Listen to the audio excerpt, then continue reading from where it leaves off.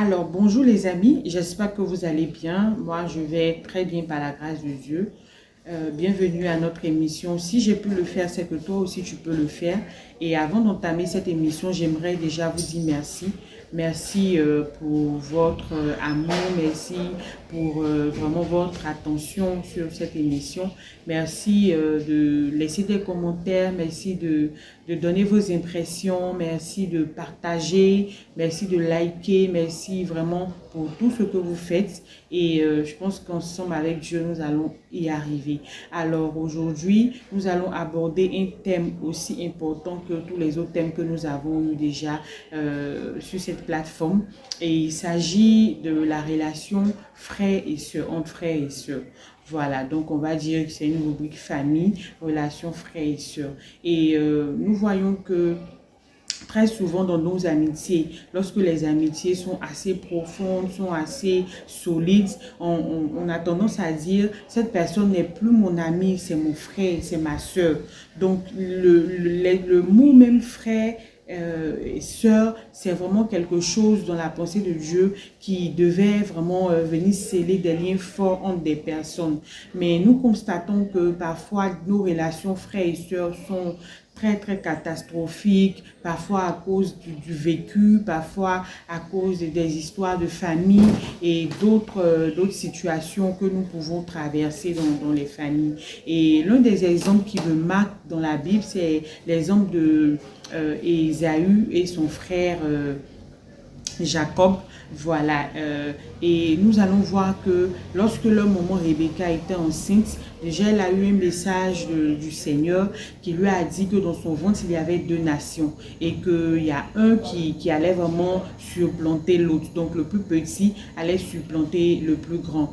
Et la maman n'a pas su vraiment gérer cette prophétie ou bien cette parole qu'elle a reçue du Seigneur. Et nous pouvons voir pourquoi je dis qu'elle n'a pas bien géré, parce que elle a du coup aimé celui que Dieu prévoyait comme celui qui allait être l'étoile de la famille en quelque sorte, et elle n'a pas aimé son frère. Et je me dis personnellement qu'elle n'a pas certainement partagé aussi cette information qu'elle a reçue à son mari, parce que son mari de son côté aimait aussi le grand frère par rapport au petit frère.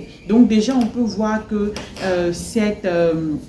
je veux dire, ce choix que les parents ont fait a pu créer même des tensions entre les enfants. Et l'une des choses qui me marque particulièrement, c'est que toutes les promesses que Dieu a données à Jacob se sont accomplies pleinement lorsqu'il a fait la paix avec son frère. Parce que lorsque vous allez prendre le livre de Genèse 25, à partir du verset 21, que vous allez continuer l'histoire, vous allez voir que malgré cette parole que Dieu avait donnée, il y a eu beaucoup de circonstances qui se sont passées, de telle sorte que Jacob a été béni par son père. Mais il n'a pas vraiment profité de cette bénédiction-là, parce que vous allez voir qu'il fuyait, il allait de lieu en lieu pour échapper à son frère qui lui en voulait en quelque sorte de lui avoir pris sa bénédiction.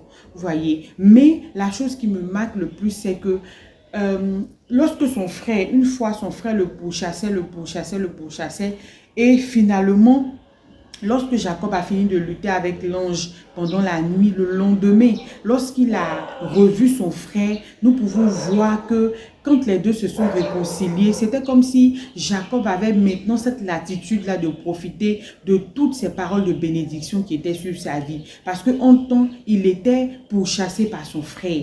Et nous allons voir que son frère également a été béni. Parce que souvent, nous pensons que vu que Dieu a donné cette parole à Rebecca, c'est Jacob seulement qui était béni. Non, quand on lit, on voit que Ésaü également a été béni. Une manière de nous dire que Dieu a un plan pour chacun de nous, tous ces enfants qu'il emmène sur cette terre. Et parfois, vraiment, nos relations entre nos frères et sœurs sont catastrophiques. Et on voit des familles dans lesquelles où des frères et des sœurs sont prêts à se déchirer, à s'entretuer. Et ils font même confiance aux gens de dehors que de la maison.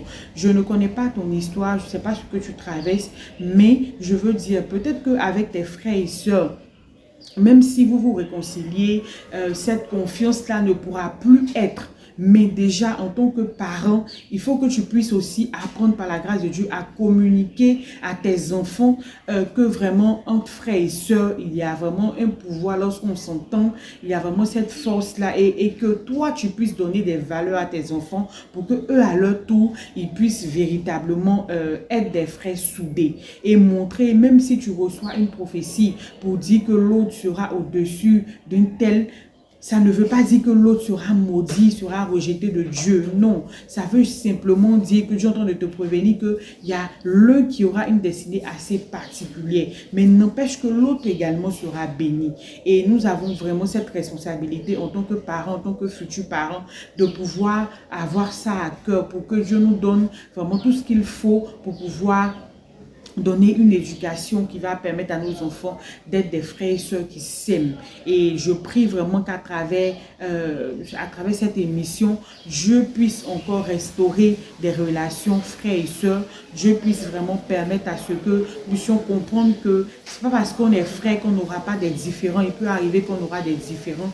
Mais en toute chose, il faut savoir que Dieu a un plan pour la famille. En tout cas, nous nous retrouvons dans quelques temps pour encore découvrir ce partage d'expérience. Que Dieu vous bénisse et partagez, likez, abonnez-vous à la page Afwa Priscille. Merci et que Dieu vous bénisse. Si j'ai pu le faire, c'est que toi aussi tu peux le faire. Afwa Priscille.